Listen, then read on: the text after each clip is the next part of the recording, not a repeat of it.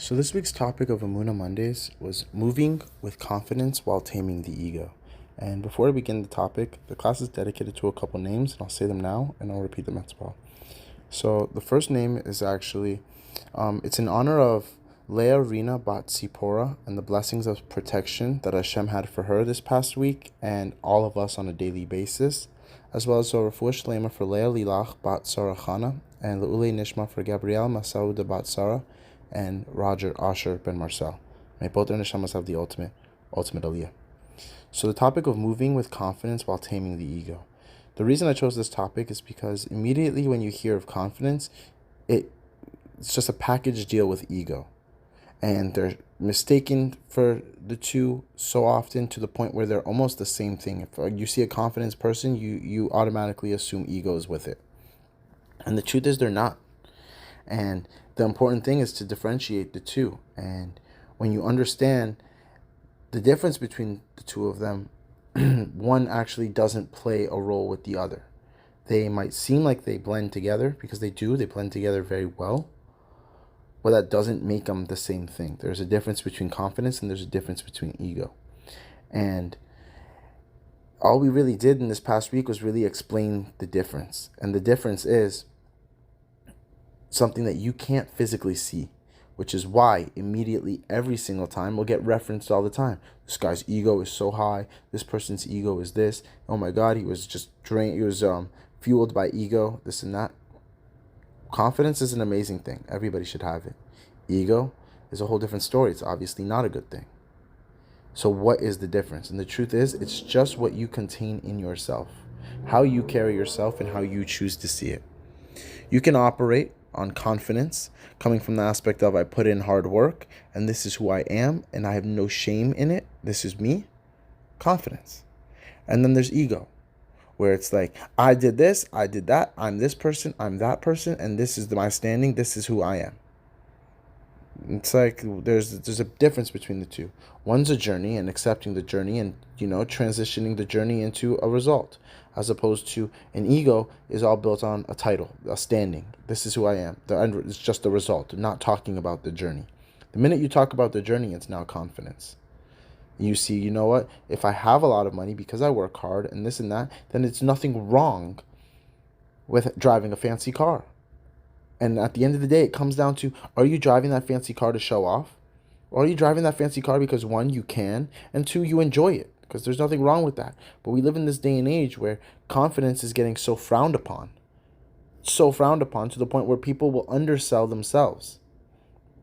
It's like, oh, you're amazing. No, I'm not. I'm really not. And they're selling themselves so short because God forbid they have confidence. Because then God forbid if they have confidence, they're now looked at as somebody with ego. And the truth is, there's no differentiation between confidence and ego to the eyes. The naked eyes cannot determine the difference between confidence and ego. Can't. Only two things can determine the difference between confidence and ego. And that's the person themselves and God. Those are the only two things that can determine was it confidence or was it ego? Because we live in a day and age where there's a lot of people that might look and come across as, wow, they're so egotistical, but no, they're confident. They know who they are. And there's so many people, wow, there's so much confidence in it, but meanwhile they're just doing it for the way that for the way that to get the response out of people, which is ego. So the truth is, there is no way to differentiate it for the eyes. But what does that mean then? Don't judge. Don't judge, because it's not our place. Every time that we think that it's confidence, it could be ego. And every time we think it's ego, it could be confidence. Why? Because we're not the judge. I have no idea what people are actually thinking about inside, because that's ultimately the only way that we can tell if it's confidence or if it's ego. And again, we can't.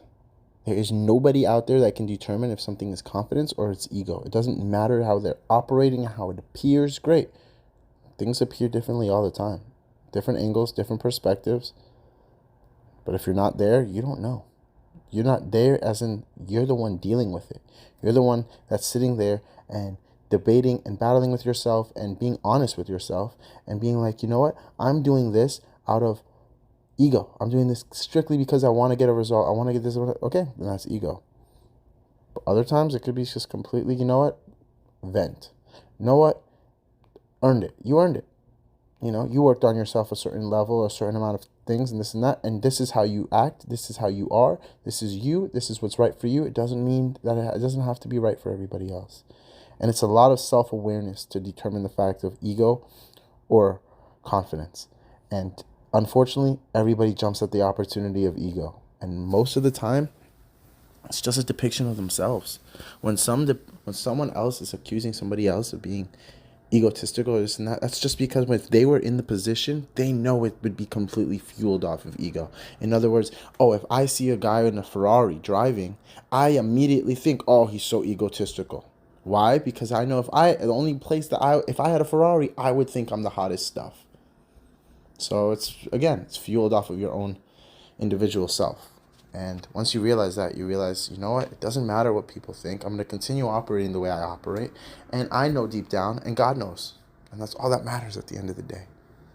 So again, this week's topic, that was what it was. That was the rundown of it. I'm going to go ahead and repeat the names. So it's in honor of Leah, Rina Bat Sipora, and the blessings of protection that Hashem had for her this past week and all of us on a daily basis, as well as the Refuah Shalema for Leah Lilach Bat Sarah Chana.